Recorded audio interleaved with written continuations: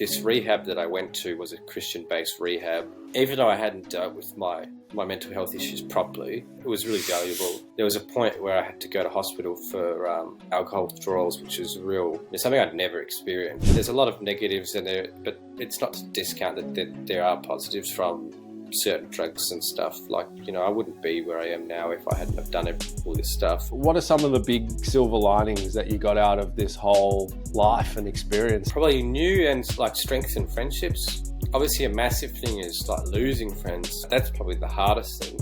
It's a massive, complicated sort of thing. Like, if you were to legalize drugs, there's so many intricate, complicated details that you'd have to comb through. What's really helped you so far, do you think, to make changes in your life?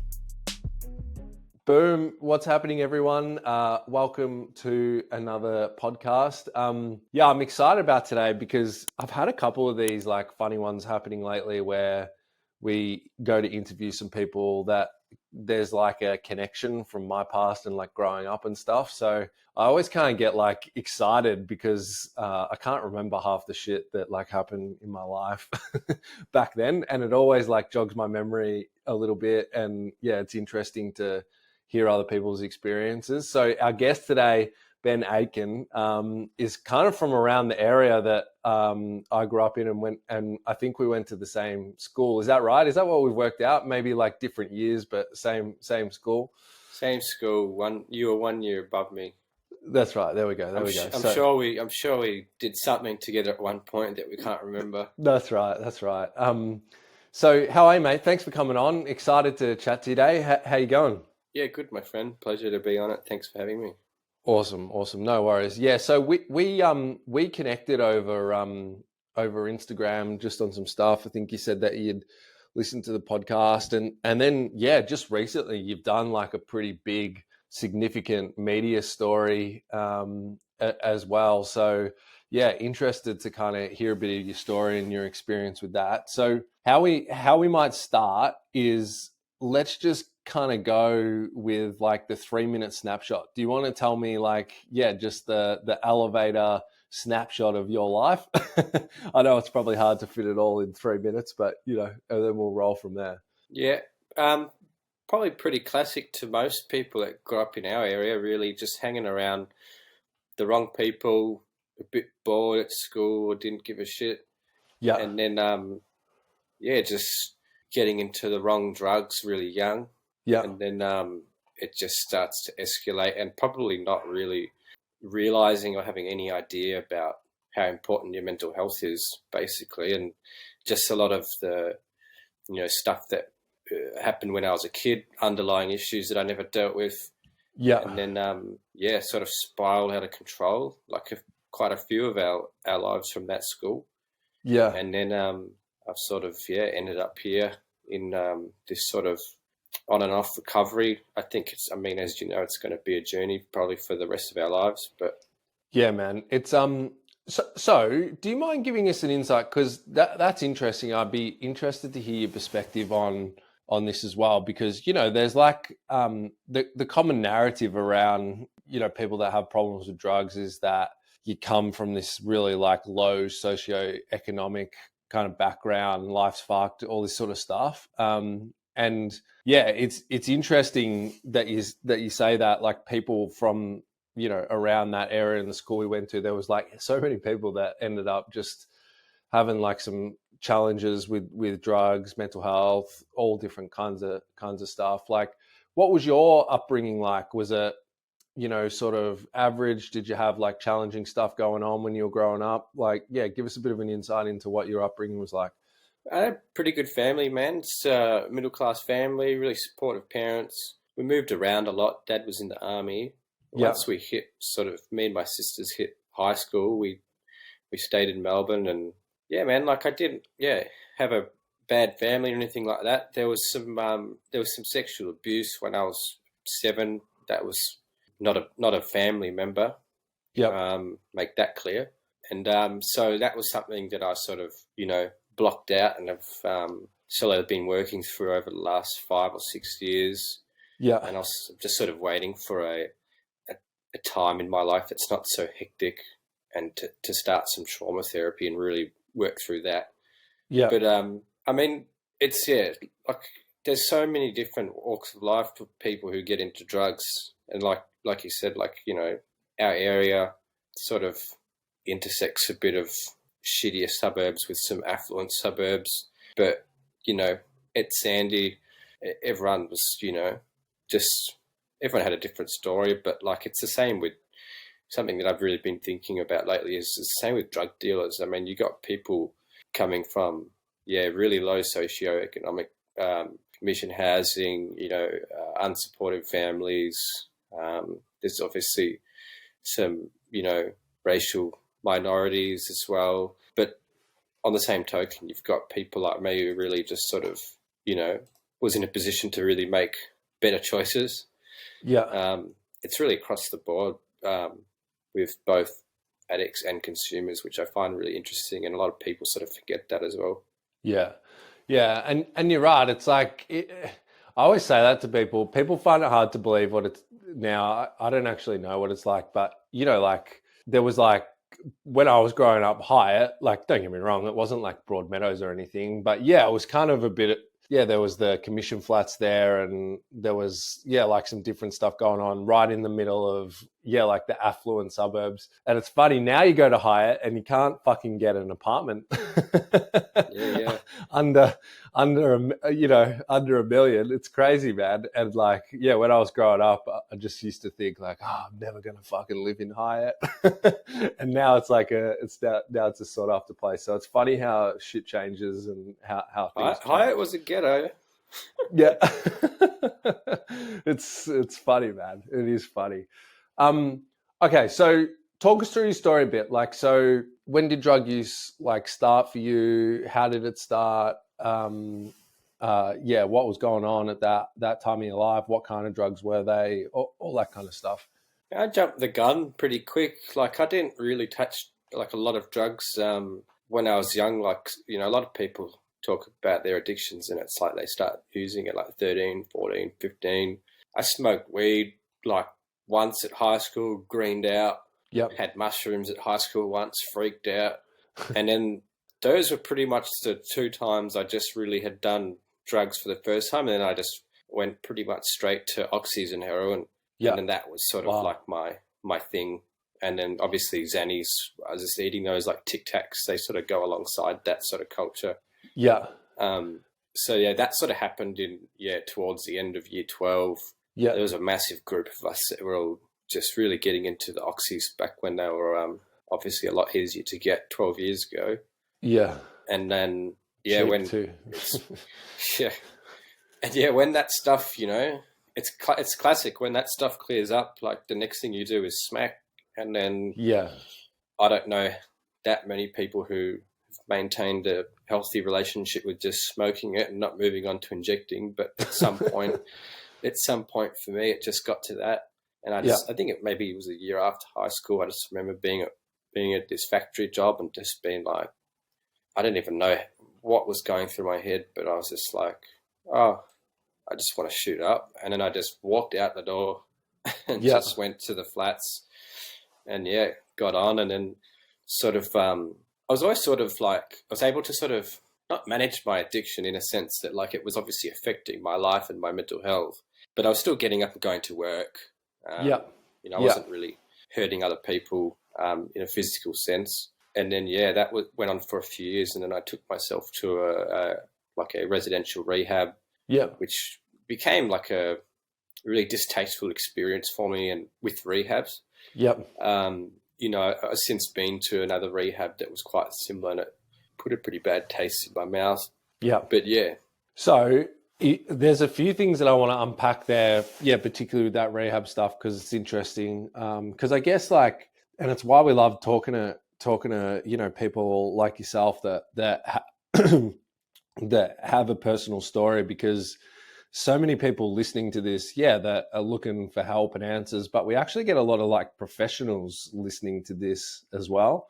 And sometimes I can find that there's a bit of a disconnect between I guess what maybe some professionals think is what people need and want and all that stuff versus what people's experience is and what actually helps them. And yeah, it's really interesting just to kind of hear that uncut experience. So I want to talk to you more about that. So you started like with the oxys and, you know, got into heroin and all that kind of stuff. And you mentioned, yeah, obviously it was affecting your mental health, but you was kind of like holding your life together, like with work and stuff like that.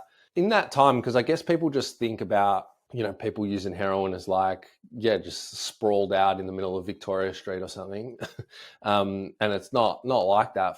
So what kind of a guy were you in? Were you into like sports? Were you into, I don't know, like music or like art, or, you know, like were you out like doing stuff with friends and things like that as well, still living a normal life, or were things like slowly starting to change and go downhill? Yeah, I mean, like, at the beginning, I mean, look, it was because there was a group of us. It was sort of relatively social in a way. Even when we were using every day, we'd still go. We used to all get on and go 10-pin bowling and just stupid shit like that. But eventually, it's, you know, friends like drop off, or, you know, they make their own decision to go on a different journey and make some better decisions. So slowly the group sort of dissipated and it become less social and just more of a, you know, I have to use this shit to feel good. And obviously no one wants to go through smack withdrawals. Yeah. But it'd just be one of those things. I'd always combat like getting off that by just getting on Xannies. Yeah. And then, you know, I'd always struggled with drinking as well. So like you put those two together, as we all know, you can't remember anything. Yeah. And God knows what you get up to. I mean, I've heard some stories, but yeah, it just slowly was getting a bit of like an emotional toll. I was still going to work, and then I just remember one day being at work and like just thinking, I can't do this and this is not going to last. Yeah. And then I just took myself to a doctor and pretty much I was in rehab, I think, like that next day. Yeah. So yeah, talk us through that. What was your experience with rehab like, and what did you find, yeah, kind of like frustrating and distasteful about that process? I think for me, like, it's a little bit unique, just because I was sort of, you know, I got brought up going to like a Pentecostal church, which, you know, as I got older, I really sort of, you know, was really resentful about, I guess, being, I don't even indoctrinated is the right word, but just going to something that I didn't understand, where I wasn't really at an age of any accountability. And then this rehab that I went to was a Christian-based rehab. Yeah. Like, you know, like a lot of AA and NA is the 12 steps thing. It's sort of about a higher power at least. Yeah. But this one was really like hooly-dooly Christian shit. So yeah, it just didn't gel with me. It didn't align with my values. The thing that I did get out of it though was the time. Like, you know, I was there for it was a residential place and I was there for about 5.5 months. Yeah. So the time It's amazing you stayed. It's amazing you stayed, man. It's amazing you stayed. Yeah, because I mean, there were some people there that had to be there because they were on bail. Yeah. And I think I was so young. I was like 22 or something. So there was probably a bit of like pride there as well. Yeah. Just sort of hanging on, trying to like prove to everyone else that, you know, that I could do it, because it was a 12-month program. So I did nearly half of it. And after, 5.5 months, I'd had a gutful. But that time away from that, you know, the environment that I was in, even though I hadn't dealt with my mental health issues properly, that was still, I felt it was really valuable. You know, I managed to not do drugs from then for about 5 years. I was still a really heavy drinker, and that sort of built up a lot. Yeah. And then, after about 5 years going through just a breakup, then I was just like, it went down. Xanax was the first thing to come into the picture. Yeah. Once I'd done that and sort of felt like I had things under control, I was like, oh, well, I can have oxys again. And then it just went downhill again. And then I got into everything. And then, you know, later in my later 20s, started dealing drugs again and was just like, just sort of really spun out of control for the last 4 years or something. Yeah. Yeah. Yeah, it's interesting, man. I had the similar experience in rehab, and it kind of sounds the same. Like, And don't get me wrong, mine doesn't sound as in that I went to as intense as that, like, yeah, real like holy dooly religious stuff. But yeah, there was a lot of the 12-step stuff being discussed, and you know, the God thing and whatever. And yeah, to be honest, like that shit just did not connect with me at all. Like I remember I never grew up in any like religious sort of environment when I was a kid, and the only experience I had of like spirituality was like some of the cats that went to school with that were like really into acid and would just like say fucking the weirdest shit where they'd be tripping out.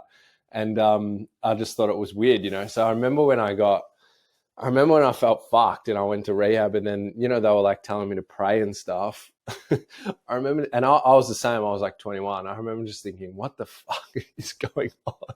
But yeah, there was just that big part of me that wanted my life to be different. So I just kind of ignored it and worked out how to fight through it. It sounds the same, you know, that you managed to just kind of hang on for 5 months.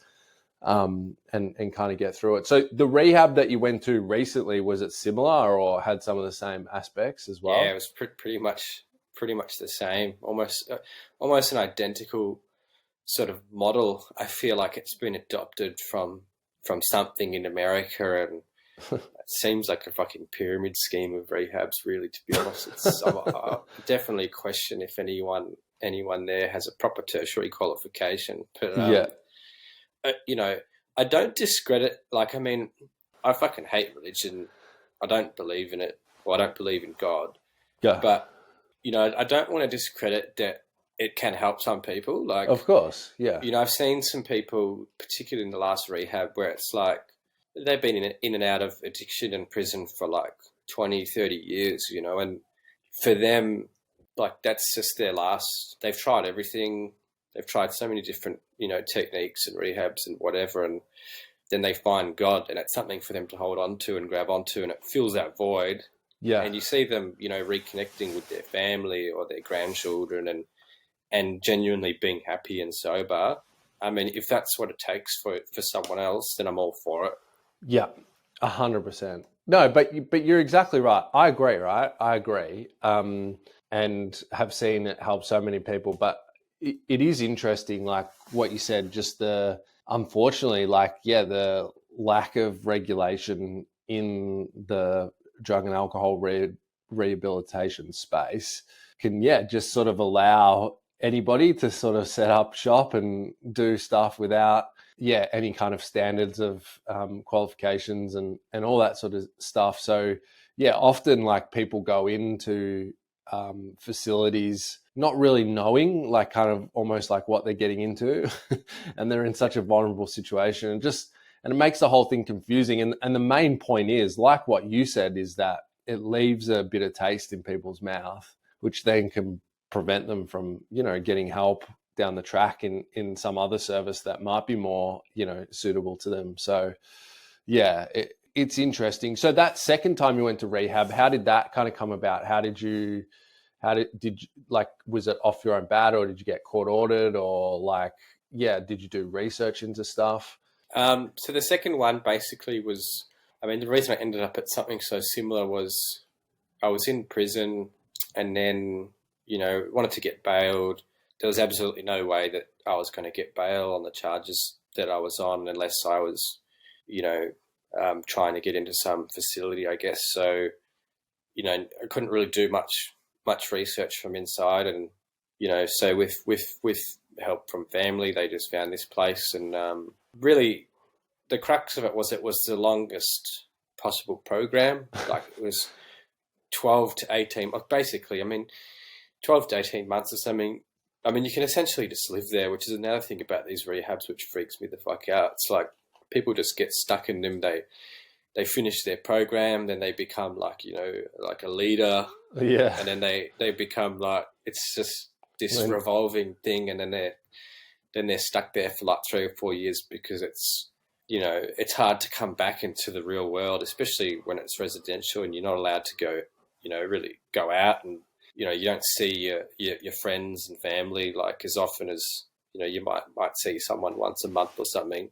Yeah. So to sort of reintegrate I mean, it'd be the same with people doing a long sentence.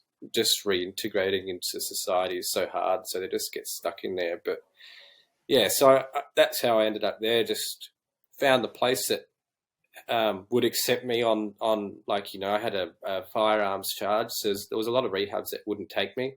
Yeah. Most of the ones that were quite short, like a 3-month program. So there was just no way that I'd probably get bailed. So yeah, found this place, and I remember the first I think it was the first week. I just remember being like, I just want to go back to prison. Like, fuck this, just because of the all the Pentecostal worship and all this stuff, and I was just like, it just doesn't align with my values, you know. But look, I stuck it out. I didn't really have a choice. Yeah. And then after about 7 or 8 months there, I got sentenced, and just got put on an order, and I think I've got 5 months left of it. I'm over a year into it, and that's probably where I've found the most, probably the most professional help. Really is via corrections. Awesome. It's sort of been the first time where I guess it's secular. So, you know, seeing a good psychologist and some AOD workers, and particularly my corrections manager, I really connected with. Some people aren't so lucky to get a good CM and a good psychologist, obviously. But yeah, I've been pretty lucky, and it's been the first time it's made me, and also being in the real world and just trying to continue on with my career and have these conversations has made me real introspective about a lot of stuff, and it seems to be an easier way for me to work through things. 100%, man. It's awesome. It is important to feel like a fucking human, right? And just be able to go to the supermarket, just do normal shit.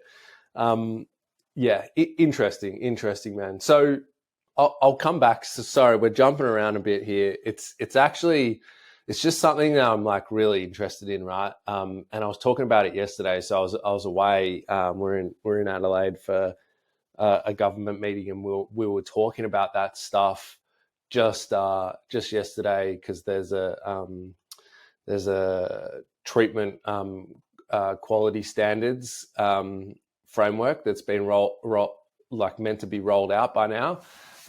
That's meant to kind of cover off all this stuff. So, you know, make sure that organizations are credible and at least kind of following some standards and things like that. Because we just hear so many stories of, you know, not just religious, just any kind of places where people have like fucked up experiences. And it's really sad, because they get stuck in addiction and have troubles for much longer. So sorry, I just get super interested in people's experience with it. So you went to rehab that first time, and you kind of slipped back into addiction, and did things kind of get just like way more, it sounds like they got way more intense than it was like previously, and just like it sounded like you crashed and bashed around a lot in your life, and things got pretty chaotic there for a bit. Pretty much. Like not directly after rehab. You know, I definitely made a point of not doing drugs, and made a conscious decision to sort of, you know, not hang out with certain people. And I didn't necessarily cut anyone out of my life, but I just made sure I wasn't hanging around with some of those people from high school and you know, people who I knew who were using. But I hadn't really dealt with the issues yet. So I just basically replaced drugs with alcohol hardcore for like 5 years. And then when I did crash and burn, you know, it was all thrown into the mix. So, yeah. And drinking alcohol hardcore is pretty brutal, right? Yeah, it is. I mean, it's pretty full on, I guess. Like when I got to there was a point where I had to go to hospital for alcohol withdrawals, which was something I'd never experienced. Like, you know, in many, many years of heavy, like really heavy drinking, it sort of escalated at one point. And I remember just having these crazy withdrawals and like having to call paramedics and shit. And that was just like, man, I was like, well, it's pretty full on. Like, you know, I think, correct me if I'm wrong, I think it's benzos and alcohol are the only 2 drugs that you can die from the withdrawals. That's it. Yeah, 100%. 100%. Because the heroin withdrawals suck, but they can't kill you. Correct.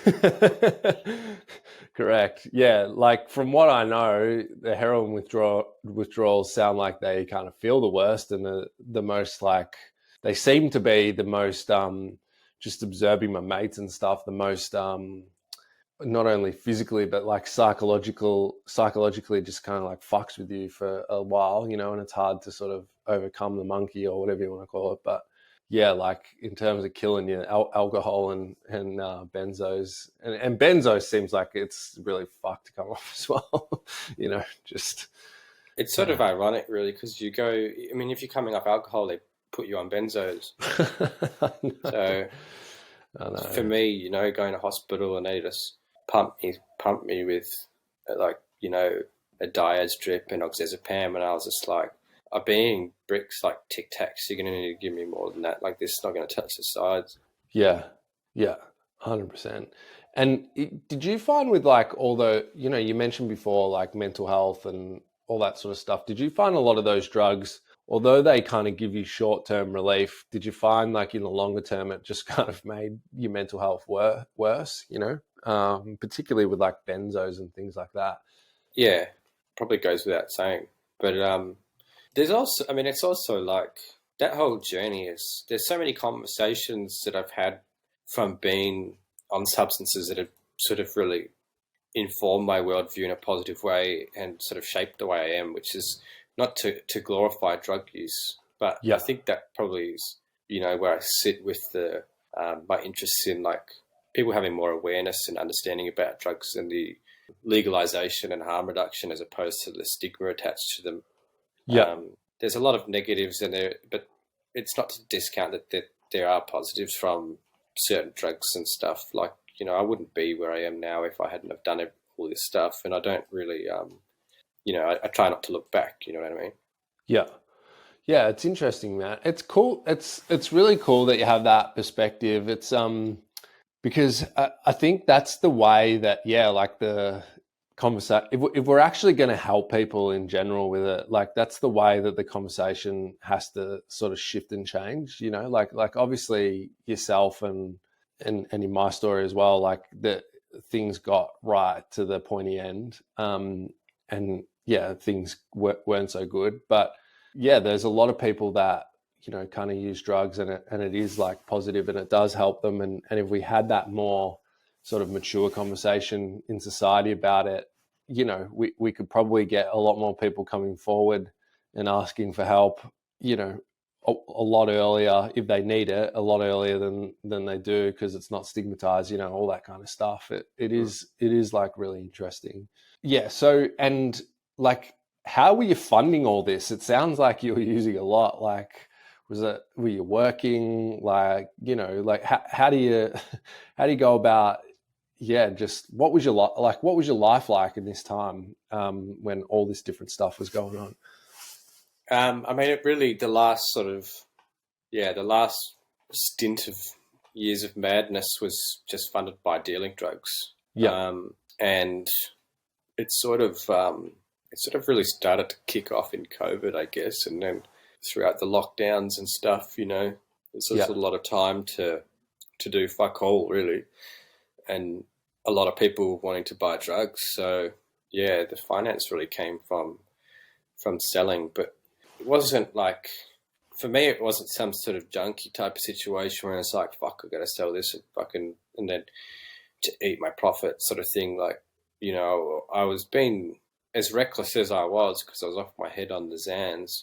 You know, I was making more than enough to be able to take what I wanted when I wanted and also enjoy the other perks of life, you know, and sort of being on the gutter. So there was some sort of, I don't know if control is the right word, but there was some sort of pragmatic decision making in my experience with dealing. But it was just, with the Xans and alcohol, you're getting sloppy and you make so many mistakes. You don't know what the fuck you're doing. You're putting other people at risk. But yeah. 100%. Yeah. And again, it's just like, all this stuff is just so interesting because there's just such a black and white narrative put out there in terms of the stereotype of like a drug user or, you know, someone involved in drugs or someone dealing drugs or whatever. And it's just like so much more gray than that, you know what I mean? And so many more different elements that kind of go into it. And I guess that's why people feel like disconnected from the system and, you know, doing different stuff because, you know, they feel misunderstood. Like, did you have that feeling a lot of the time throughout your, you know, everything that was going on? Was this feeling of misunderstanding? You know, was it hard to kind of connect with people? Like, did you ever like think about yourself, like having a different life, doing things differently? Or you just kind of stuck in that vortex that was going on in that time? I don't think I had the mental capacity to.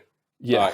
Like, I was just, you know, I was on another planet, man. Yeah. There was no real time to just sit down and reflect because I was just on one constantly, perpetually, Yeah. you know, cooking. That's probably more of a feeling I've felt really in the last year is have had the capacity to sort of think about that sort of stuff and what my relationship with drugs is, what it you know can be, what does the future look like, and how do I feel about all this sort of stuff, and how do I feel about myself, and you know that's been like you know just going through corrections, obviously the rehab, passing, you know, having to pass all the piss tests, being on bail. Yeah. You know, my mind was a lot clearer. You know, I jumped back on things when I got out of rehab, and it's been an on and off sort of, you know, tug of war, but definitely, you know, not like it used to be. And slowly sort of, I don't know if it's because I'm getting a bit older or just because I'm engaging more and having these conversations, that the relationship I have with drugs and alcohol seems to be definitely shifting and changing. Yeah. Yeah. Awesome, man. It's really interesting and cool to hear your perspective because, to be honest, you sound like you're in like a really good place, you know, with things, and you've come to some pretty like insightful points about stuff, you know. It is really interesting. So when you sent me through your bio, you probably have sent me like the coolest kind of bio summary I've ever got. I'm just going to say that, right? So you're obviously like an artist, and I saw that from the Four Corners thing that you did recently as well. How did all that like kind of, you know, play out during that whole time? How has it helped you in like the healing process? Like what do you plan to do with it? I imagine it's been a big part of the whole journey. Yeah, it's a strange one, and I mean I've been working on my career for like 10 years, and I'll always paint because I'm compelled to do it. But I never thought I'd probably reach a point in my life where I'd be interested in doing something else as well.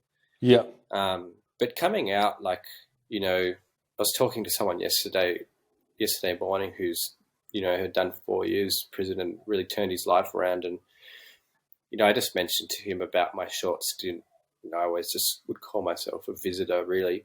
You know, he sort of highlighted to me not to discredit a short sentence because in a way he said for him it was, you know, could be easier when he came out because he was just irrelevant and he was able to start like a new life.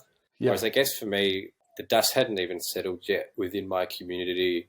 There was a big, you know, sensationalist media blowout in the age. And so I was still sort of navigating coming back into this art world and dealing with judgment, dealing with stigma, I guess regaining people's trust. Obviously, people just don't want to associate with you. And just sort of learning, like, just how to deal with that and just sort of understand that, you know, people have a right to make their own decision and be on their own journey. I obviously just got to focus on mine. And I haven't made, you know, all the best decisions since I got out of prison, but I've also made some very good ones and had some really good sort of, you know, growth and learning. Yeah. So it's been a bit difficult, but I guess all of that's made me really interested in studying criminology and looking at the social aspect and psychological side of offenders and why they offend. And then at some point, I mean, I'd really need to finesse it, I reckon. But seeing the art world and the criminal world sort of intersect somehow would be really interesting. I don't know in what capacity. Art therapy always bugs me the fuck out. Like, I've had some weird experiences with art therapy and rehab, making like fucking macaroni angels and shit.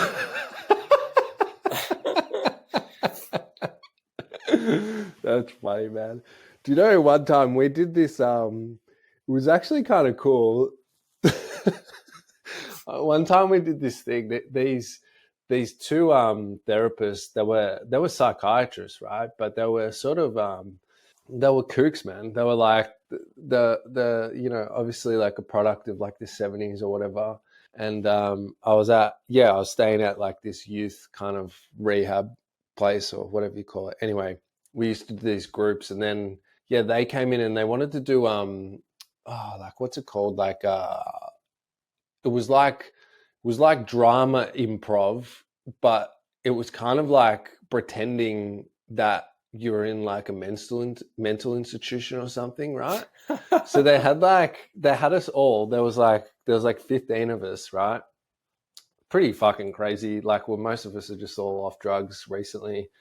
And they had us like running around, and they were like leading us, these like kooky sort of like psychiatrists, running around the building, like just like doing fucking weird shit, like screaming and like, you know, crawling up the wall. And oh man, it was fucking weird. And they said it was like therapeutic. So I've like had heaps of weird experiences as well. I remember doing it thinking, this is fucking weird as. It sounds like a good way to get put in a mental institution. That's right. That's right. So it is, it is hard. Like I found that hard in my journey as well, to work out how to do things that, like I think are cool and might be helpful to people without falling into that stereotypical, in your case, like art therapy and stuff like that. But it sounds like you have this sort of passion to connect with people and try and help in some way, right? Yeah.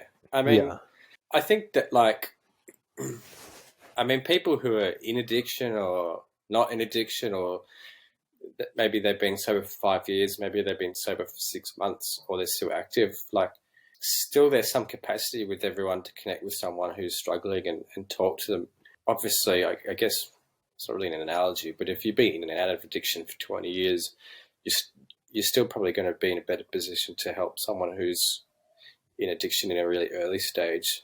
I think for me, just, making sure I connect with people and make sure for myself I keep talking about this sort of stuff. I mean, this is why I find podcasts and media shit sort of, obviously, the Four Corners thing is a bit daunting, but stuff like this is really cathartic. Like, it really just, you know, like, I'll turn this screen off after, and I'll probably sit down and, you know, have a good think, and definitely feel a bit lighter after, you know, just chatting about this sort of stuff.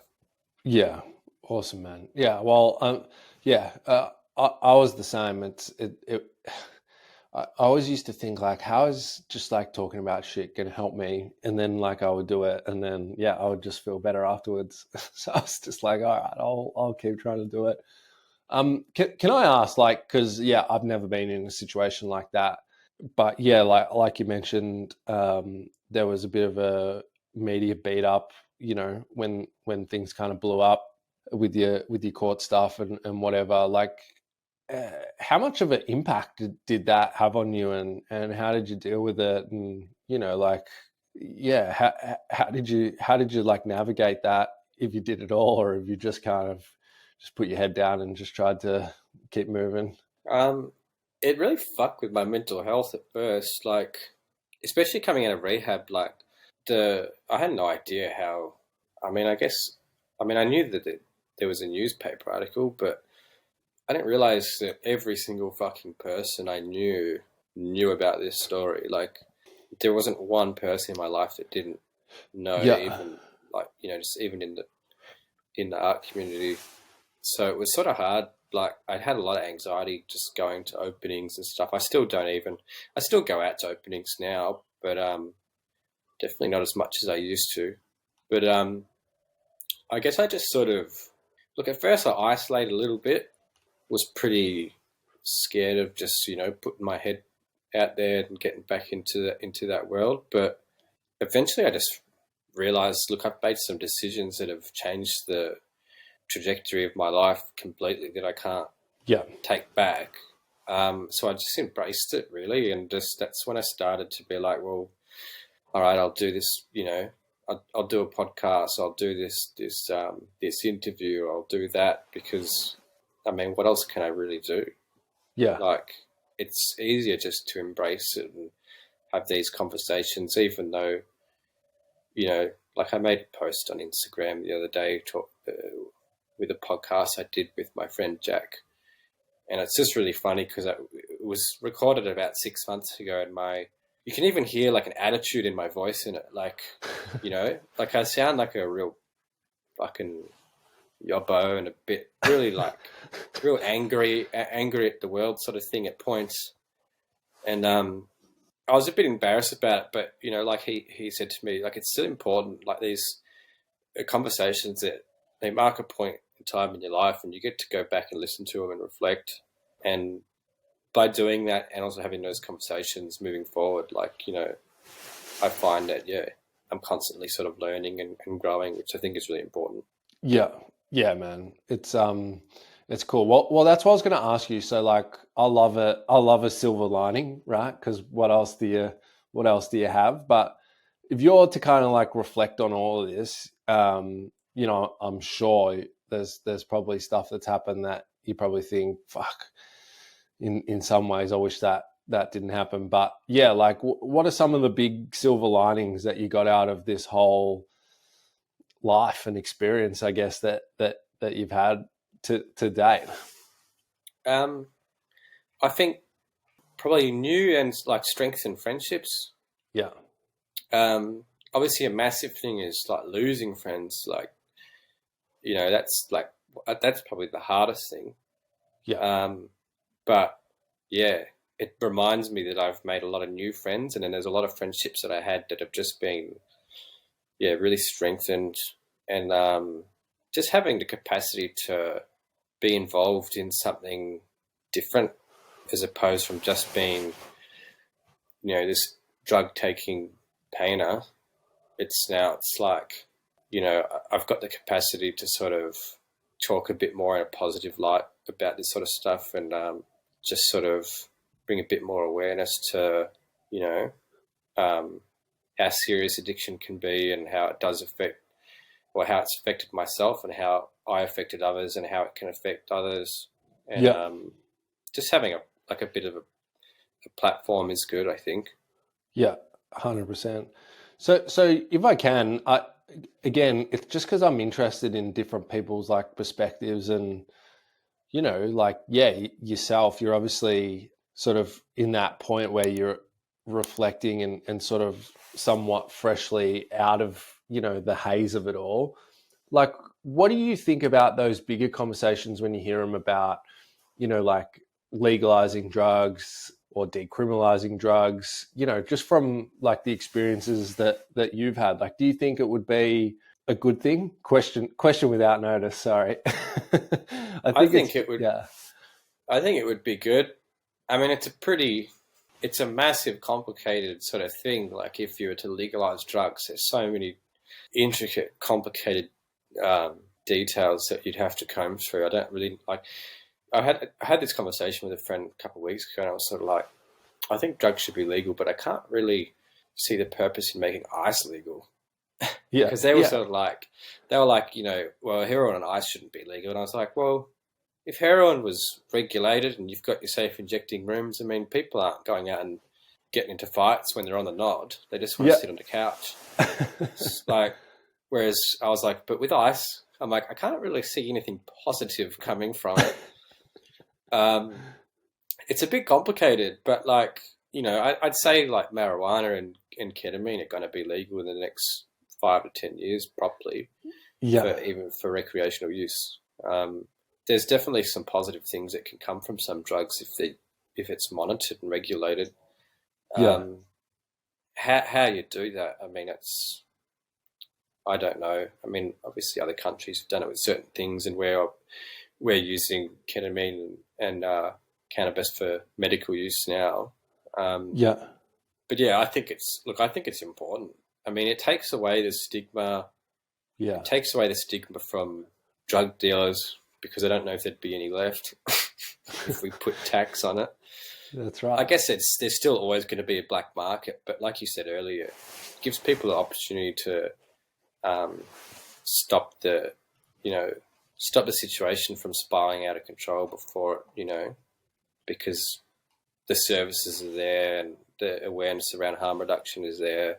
People are going to feel more comfortable just approaching a government body or a council body and seeking help. Yeah. Yeah, like it's interesting, like if you think about all the stuff that happened during like your addiction and when you're going through some tough kind of moments, would you say that it was actually about the drug use itself, or was it more about all the shit that just comes along with it all, like the different life that you're involved in, with if you're dealing drugs, or is that all the stuff that causes like most of the pain, would you say? Like all the things that come along with it, not necessarily the actual drug taking itself. Obviously it causes some pain, don't get me wrong. Yeah, I guess so. I mean, it goes both ways. Like with, during my time dealing drugs, there's obviously, apart from just the physical effects, but yeah, fucking up people's emotions and upsetting friends around you is, it's a shit thing. But I also made a lot of friends from drug dealing, like, and just people I met from doing a deal that I'm still really close to today, like super close with, and we have really, really healthy conversations. And it's like, to me, it's really, it's irreplaceable. It's sort of a weird, that's a weirder silver lining, but it's true though. yeah. And seeing some of those people, go through probably not the height of addiction that I was sort of at, but have a bit of a tough time, and I was still always, ready to cut people off and talk to them about their use if they wanted to. And yeah, seeing people actually sort of just reach out for help, and seeing them now and where they're at, and quite a few friends are sober that I met through dealing. Some aren't, but some are doing really well or managing it. And then obviously there's some people that are just out of control that I just obviously don't involve myself with. But it's interesting. Yeah, awesome. And just finally, I guess like the experience that you've had with, and you sort of touched on it a little bit, but like with rehab services, like going through prison for that time, being involved with corrections, all that kind of stuff. Like, what have you found to be for you, like some of the most healing sort of like activities or aspects? Like what's really helped you so far, do you think, to make changes in your life? Just being open and talking to people, really. Yeah. And that includes, my appointments that I have to do for corrections. Yeah. In that aspect, physically having to go somewhere and be accountable for making a meeting, and then, having a open chat with someone, you always leave feeling a lot better or learning something about yourself. Yeah. And just making sure I'm honest with my friends. And if I'm not, making sure that I acknowledge that and talk to them about it. Just just communication. Communication is just the best foundation for anything, really. If it's not consistent, then it's useless. Yeah, 100%. So, I think just being open and talking about it has been the best thing for me personally, because every time I have a conversation like this, learn something or just reiterate something that I believe in, that I can reflect on more. Yeah. Awesome, man. Awesome. Hi, well, it was a pleasure having you on, and thanks for coming on and telling us a bit about you and your story and stuff. And, even though you want to, I don't take it lightly, because it can be a bit of a strange process and dance to walk. So yeah, I appreciate it, mate. I appreciate it. I don't know, like, do you have anything that you're like doing that you want to like kind of put out there? Do you have like any art stuff that you have people to visit? Like, where could people find you if they want to hear more about your story and what you do and all that kind of stuff? Just my Instagram. I think it's just Benjamin_Aitken_art. I'm just sort of lately, just been posting some of the work that I'm doing or work that I got coming up, but I've been including posting, any media involvement and podcasts I'm doing, and just, before shit hit the fan, like I lived a pretty public profile on Instagram. Yeah. Definitely the Xannies didn't help posting some shit that should never have been posted on there. And I remember a friend saying to me, because when I sort of come out of this and was like, just really anxious about being judged and whatever, I sort of shut down and deactivated my Instagram and just made like a little personal one for friends. And a friend said to me, like, you've lived a public sort of life, whether it was savory or not, it's not even questionable. But, I sort of owe it to some people to let them continue on that journey with me. Yeah. So instead of just sort of being a hermit now, I'm just sort of getting used to, posting these podcasts so people can listen, and which has been really good. I get a lot of people who reach out, and apologies to my requests inbox. I'll get to that. But yeah, people just, who are just going through stuff and reaching out. And I think that's really sort of not rewarding, but positive. Awesome, man. Awesome. Well, I'll make sure I put that in there because I'm sure people will be interested to check it out. But yeah, hey, thanks for coming on again, mate. I really appreciate it. And we'll have round 2, I'm sure, in the not too distant future. Pleasure, Jack. Cheers, mate.